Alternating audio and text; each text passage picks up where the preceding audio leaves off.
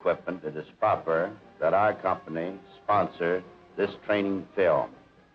These pictures will show the sturdiness of the construction, so that the men that operate and the men that ride in them will have confidence that they have a strong hull under them that will surmount most obstacles.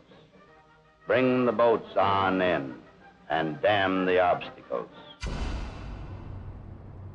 But Higgins would soon be damming more than the obstacles. Lacking the established connections of the larger American shipyards, he found the Navy's door repeatedly slammed in his face.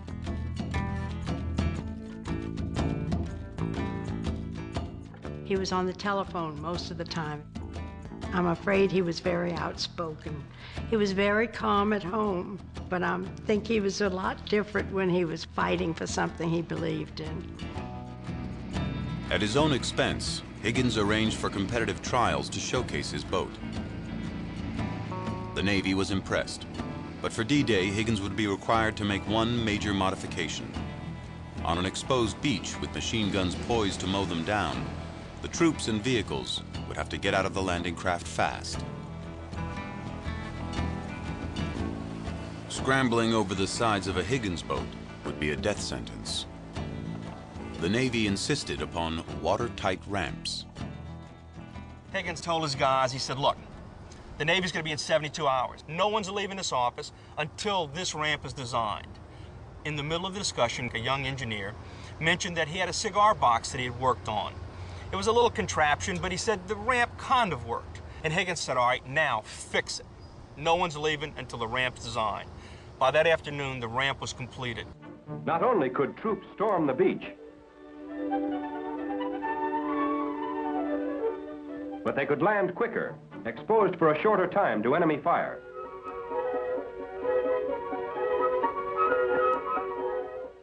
And with them, they could land their vehicles for a fast mechanized assault against the enemy's positions.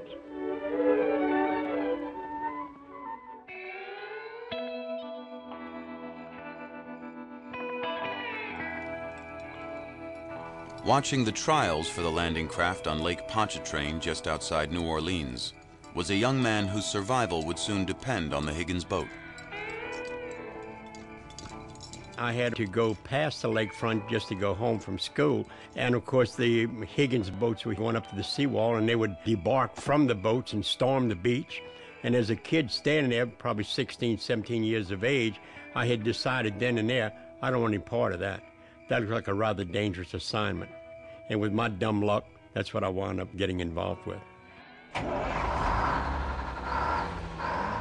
Marvin Parrott was one of over 1,000 coxswains trained to steer a Higgins boat on D-Day. He can still see why it was perfect for the job. It is 36 feet in length, 10 feet wide, powered by a 671 Gray Marine diesel engine, and I haven't lost my touch. The Allies had their design, but now they had to figure out how to churn out almost 9,000 boats in under 2 years, with steel in short supply. Higgins was about to pull another rabbit out of the hat. In an act of extraordinary foresight, he had bought the entire 1939 mahogany crop from the Philippines. Making his boats from wood, Higgins Industries was poised to become a powerhouse of mass production. He built boats the way that Henry Ford built automobiles, so that you had a production line going. You had a worker that was putting on a ramp. You had a worker that was putting on a propeller. You had it hitting the paint booth where people are spraying it. You had it coming out the other end. It's loading onto rail cars, and then it's taken away. So it was mass production, unlike any other boatyard in the nation at its time. Higgins attained a level of fame in military circles. Word of his enterprise spread back to Germany. In time, this family man was well known even to Adolf Hitler, who allegedly dubbed him the new Noah. Higgins's family now feared for his life. We had a guard outside of our home here in New Orleans. And he'd come at dark, right before dark, and he would stay till early morning. We always had that guard out there.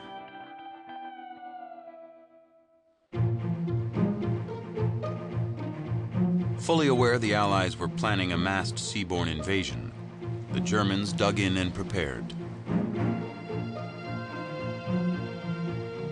Field Marshal Rommel, a brilliant military tactician, was convinced he could quash an invasion from the start by pinning the Allies on the beaches under a hail of gunfire.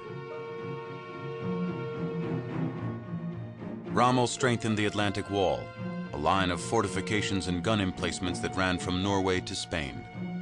He paid particular attention to the stretch of coast closest to England, from Calais to Normandy.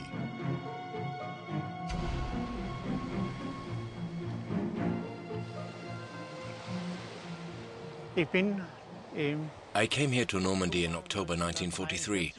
I was still very young. I was 17 years old. I had my 18th birthday here. It was really interesting for me.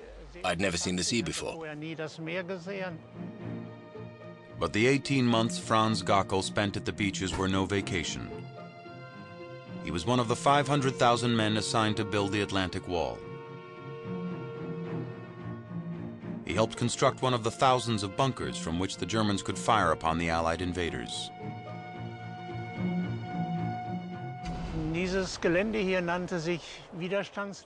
This patch of land was called Resistance Post 62.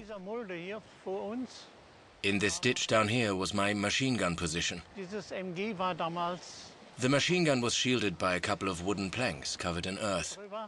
From here I could see a wide stretch of the beach. If the Allied ground troops were to have even the slightest chance of success, the Allies would need tanks to knock out the German gun batteries in the crucial opening moments of the invasion.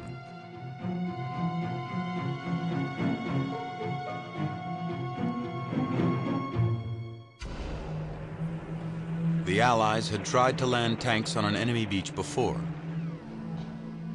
In 1942, they staged a test run for D-Day on the small French port of Dieppe. The operation was a complete disaster. The huge landing craft that ferried the tanks ashore were sitting ducks for the German gun batteries. Only half their number made it up the beach, and without their support, over 1,000 Allied infantry were slaughtered in a few hours.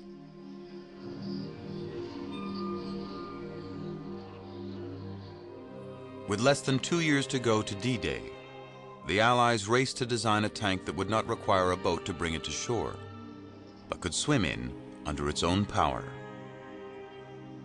But how does one get a 30-ton tank to float?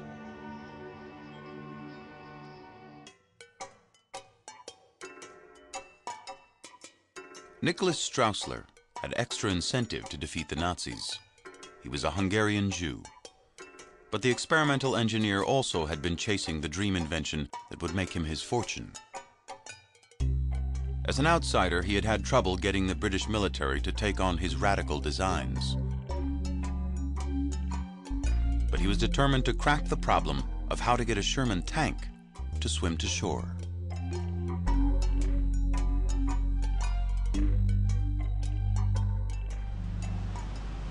One of his early experiments involved attaching flotation pods to an armored vehicle.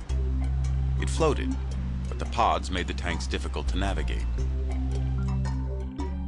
Straussler was not about to give up. He put his faith in Archimedes' principle, which held that any heavy object can be made to float, so long as it displaces enough water, just like a ship made from steel. Straussler surmised that if he could attach a canvas screen all the way around the top of a Sherman that was high enough, he would create a makeshift hull that would render the tank buoyant. Add a propeller and it would be a tank on land and a boat at sea. He would call it the duplex drive, or DD tank.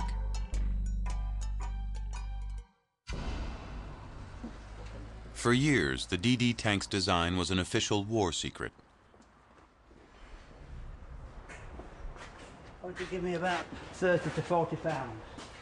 But today, military vehicle restorer Bob Grundy